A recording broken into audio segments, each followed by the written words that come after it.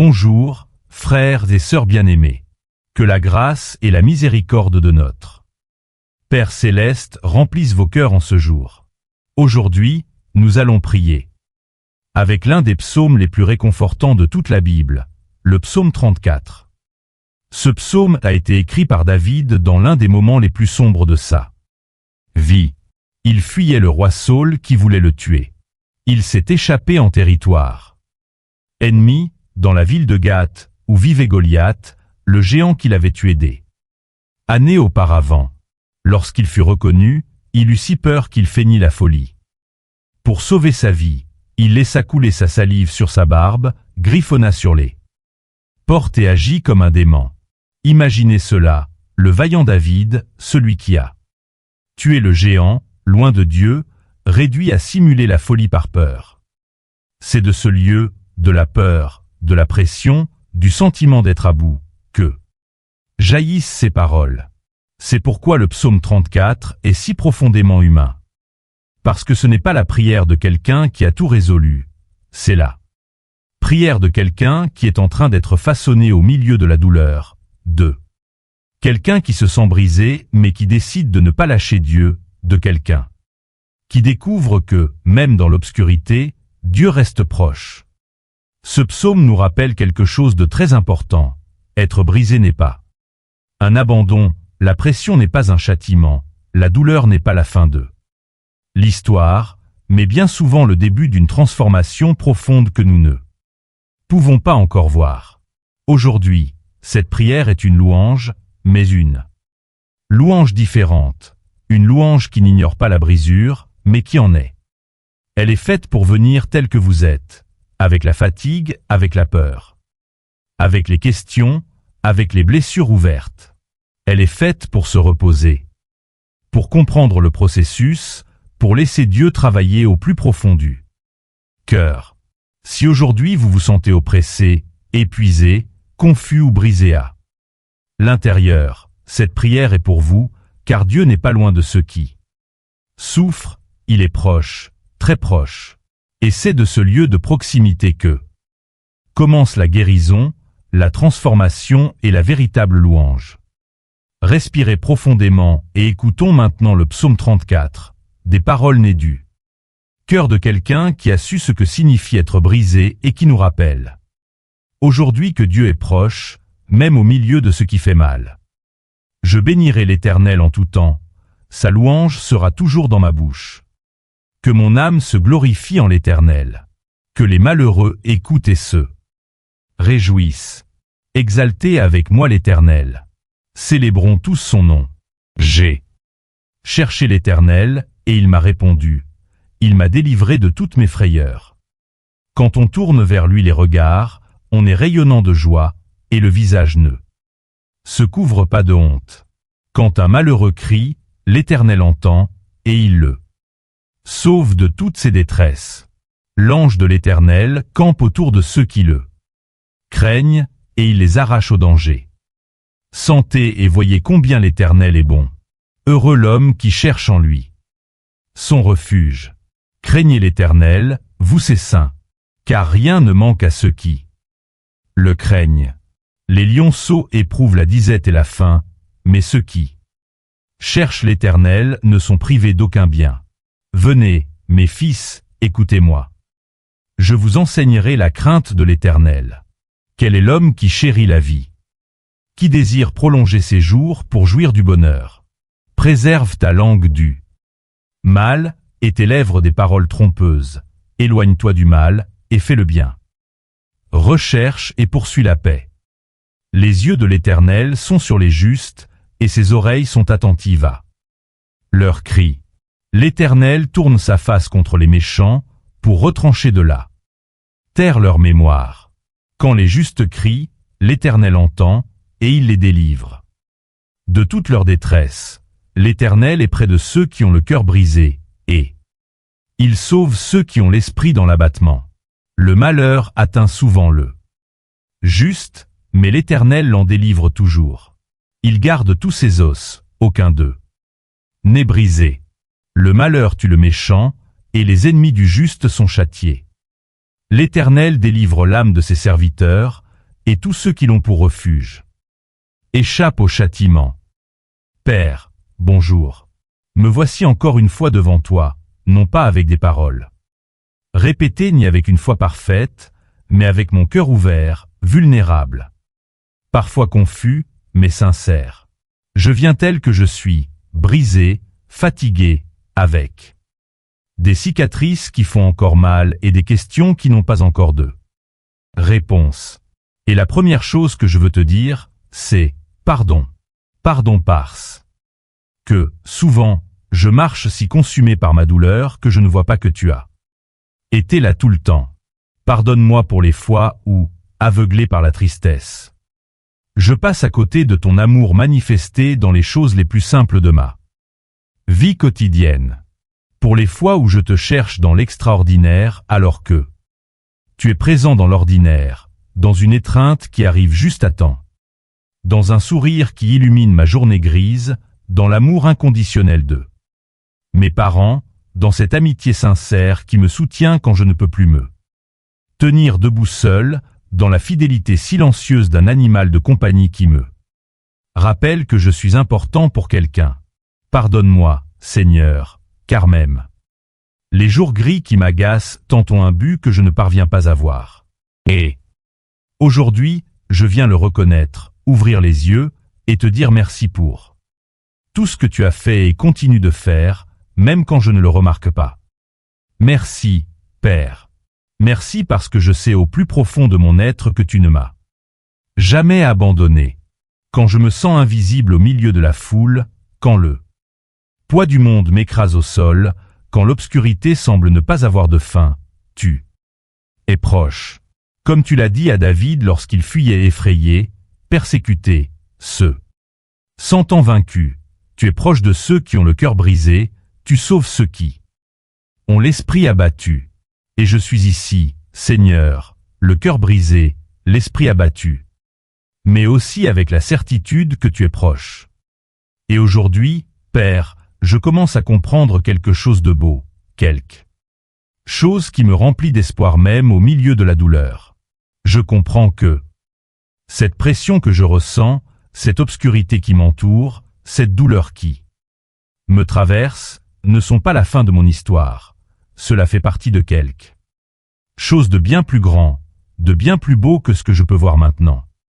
Car le charbon doit être soumis à une pression immense, presque insupportable, pour devenir un diamant. Les raisins doivent être écrasés, complètement brisés, pour donner ce vin qui réconforte et nourrit. La graine doit être enterrée dans l'obscurité de la terre, là où personne ne la voit, pour que ses racines se fortifient et que, lorsqu'elle émerge, elle soit abondante et porte du fruit. L'or doit passer par le feu, être éprouvé encore et encore pour être purifié, devenir plus précieux. Tout ce qui demande une transformation, Père, tout ce qui aspire à devenir la version la plus résistante, la plus belle, la plus brillante, la plus abondante, la plus bénie de soi-même, doit passer par la pression, par la douleur, par l'obscurité, par le feu. Ce n'est pas un châtiment, ce n'est pas un abandon.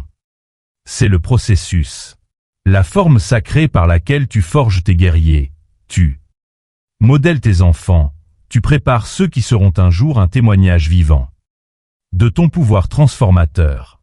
Et cela me donne la paix, Seigneur, car je comprends maintenant que je ne suis pas en train d'être détruit, je suis en train d'être transformé, que cette pression ne m'écrase pas sans raison, elle me transforme en quelque chose de plus fort, de plus précieux, que cette obscurité n'est pas ma tombe, c'est mon lieu de germination où tu fortifies mes racines en secret, que ce feu ne me consume pas, il me purifie, brûlant tous ceux dont je n'ai pas besoin, tout ce qui m'empêche de briller pour ta gloire. Merci pour le processus, Père. Merci de croire en moi assez pour me permettre de traverser cela. Car si tu ne croyais pas que j'ai le potentiel de devenir un diamant, tu ne me mettrais jamais sous pression. Si tu ne savais pas que je peux porter un fruit abondant, tu ne me planterais pas dans l'obscurité. Si tu ne voyais pas en moi quelque chose de précieux, tu ne me raffinerais pas par le feu. Et sur ce chemin, tu m'enseignes. Tu m'enseignes la patience quand tout en moi crie pour des solutions immédiates. Tu m'enseignes la compassion quand j'ai moi-même besoin d'être compris. Tu m'enseignes à m'éloigner de ce qui me blesse, à rechercher la paix et à la poursuivre, à faire le bien même quand le monde autour de moi semble être dans le chaos. Tu m'enseignes que tes yeux sont sûrs. Moi, que tes oreilles sont attentives à chacun de mes cris, qu'il n'y a aucune larme de ma part que tu ne recueilles, aucun soupir que tu n'entendes. J'ai goûté, Seigneur, et j'ai vu que tu es bon. Ce n'est pas quelque chose qu'on m'a raconté. Ce n'est pas seulement une doctrine apprise à l'église. Je l'ai expérimenté. Je t'ai appelé du plus profond de mon angoisse, quand je sentais que je ne pouvais plus respirer, quand je pensais que je n'y arriverais pas, et tu m'as répondu. De toutes mes frayeurs, tu m'as délivré. Tu m'as soutenu quand mes propres forces ne suffisaient plus, et je reconnais ta provision fidèle dans ma vie. Je n'ai peut-être pas toujours ce que je veux, mais j'ai toujours ce dont j'ai besoin. Ceux qui te cherchent ne manquent d'aucun bien. Et je te cherche, Père, de tout mon cœur je te cherche. Et tu fournis toujours un toit qui me protège, de la nourriture sur ma table, des personnes qui m'aiment, la santé pour me lever chaque matin et recommencer. Je sais que les afflictions du juste peuvent être nombreuses, Seigneur, que les épreuves arrivent, que les obstacles apparaissent l'un après l'autre, que j'ai parfois l'impression de finir à peine une bataille qu'une autre commence déjà. Mais je sais aussi que de toutes, tu me délivres, que tu gardes tous mes os, que tu protèges ma vie de manière que je ne parviens même pas à comprendre, que tes anges campent autour de moi, me gardant de dangers que je ne vois jamais. Et tandis que je réfléchis à tout cela, la gratitude dans mon cœur grandit, jusqu'à ce que je sente qu'elle va déborder. Je ne peux pas rester silencieux. Je ne peux pas garder cela pour moi seul. J'ai besoin de magnifier ton nom, de t'exalter, que ma vie entière soit un chant de louange à ta fidélité. Car tu as racheté mon âme, Père. Tu as pris ce cœur brisé et tu le guéris. Tu as pris mon obscurité et tu la transformes en lumière. Tu as pris ma faiblesse et tu la changes en force. Tu as pris toutes mes erreurs, toutes mes chutes, et tu les utilises pour m'enseigner la grâce, l'humilité et la compassion. Et je te demande, Seigneur, que quand j'irai bien, quand je serai sorti de cette vallée et que je me trouverai dans un lieu de paix et de guérison, tu m'utilises comme instrument de ton amour pour les autres, qu'à travers mon sourire, quelqu'un de brisé puisse voir un reflet d'espoir, qu'à travers mes paroles, quelqu'un dans l'obscurité trouve la lumière, qu'à travers mon témoignage, quelqu'un qui se sent abandonné découvre que tu n'abandonnes jamais, jamais. Permets-moi d'être pour les autres ce que tant de personnes ont été pour moi. Cette main tendue au bon moment, cette étreinte opportune, cette parole d'encouragement qui arrive quand on en a le plus besoin. Permets-moi d'être le miracle pour lequel quelqu'un d'autre t'appelle en ce moment. Car je comprends que tu ne me guéris pas seulement pour mon propre bénéfice, mais pour que je puisse porter cette guérison aux autres, pour que mon histoire de rédemption inspire l'espoir à ceux qui sont encore dans la vallée. Aide-moi à être un canal de ta grâce, un instrument de ta paix, un reflet de ton amour. C'est pourquoi, Seigneur, je te louerai en tout temps. Le matin, quand j'ouvre les yeux et que tu m'offres un nouveau jour plein de possibilités. Le soir, quand je peux me reposer en sachant que tu veilles sur moi pendant que je dors. Dans l'abondance, en reconnaissant que tout, absolument tout, vient de toi. Dans la disette, en ayant confiance que ta provision ne faillit jamais. Dans la joie, en célébrant chaque bénédiction que tu verses sur ma vie. Dans la douleur, en m'accrochant à ta présence qui ne me quitte jamais. Dans la victoire, en te rendant toute la gloire, car je sais que sans toi rien n'aurait été possible. Dans l'épreuve, en croyant de tout mon cœur que tu es en train de forger quelque chose de beau en moi. Ta louange sera continuellement dans ma bouche parce que tu as fait, tu fais et tu continueras de faire des merveilles dans ma vie que je n'oublierai jamais. Parce que tu as toujours été à mes côtés, dans les bons et les mauvais moments. Dans les jours radieux et les nuits sombres, sur les sommets et dans les vallées profondes, tu es toujours là. Aide-moi à le reconnaître chaque jour, Père. Aide-moi à vivre les yeux ouverts sur ta présence. Aide-moi à te magnifier non seulement par mes paroles, mais par chaque décision que je prends, par chaque action que j'accomplis, par chaque pensée que je laisse entrer dans mon esprit. Que ma vie entière soit une louange vivante pour toi. Merci de m'aimer dans ma brisure. Merci de ne pas m'abandonner quand je m'abandonne moi-même. Merci de transformer ma douleur en but, mon obscurité en lumière, ma faiblesse en force. Merci d'être le Dieu qui restaure, qui rachète, qui guérit, qui transforme. Merci pour chaque personne que tu as mise sur mon chemin pour être ton amour visible, et merci de me permettre d'être moi aussi cet amour pour quelqu'un d'autre. Tout cela, je te le remets, Père, au nom puissant de ton Fils Jésus-Christ, qui ne s'éloigne pas de celui qui souffre. Écoute le cri sincère et reste proche de ceux qui ont le cœur blessé. Amen. Chers frères et sœurs, merci beaucoup d'avoir prié avec moi aujourd'hui. Merci d'avoir ouvert votre cœur et d'avoir osé vous présenter devant Dieu tel que vous êtes. Je veux que vous emportiez quelque chose de puissant de ce moment. Si aujourd'hui vous traversez la pression, la douleur ou l'obscurité, vous n'êtes pas en train d'être détruit, vous êtes en train d'être transformé. Comme le charbon qui devient diamant, comme les raisins qui deviennent vin, comme la graine qui germe dans la terre sombre pour donner un fruit abondant. Dieu forge en vous quelque chose de beau, de résistant, de brillant qui sera un jour le témoignage de sa puissance. Dieu ne gaspille pas votre douleur. Chaque larme a un but, chaque vallée vous fortifie, chaque processus difficile vous prépare à quelque chose de plus grand que ce que vous pouvez imaginer. Aujourd'hui, et quand vous sortirez de cette vallée, car vous allez en sortir, vous n'en sortirez pas les mêmes. Vous en sortirez plus fort, plus sensible à la douleur d'autrui, plus conscient de l'amour de Dieu dans les petites choses du quotidien. Votre histoire sera un refuge pour quelqu'un d'autre.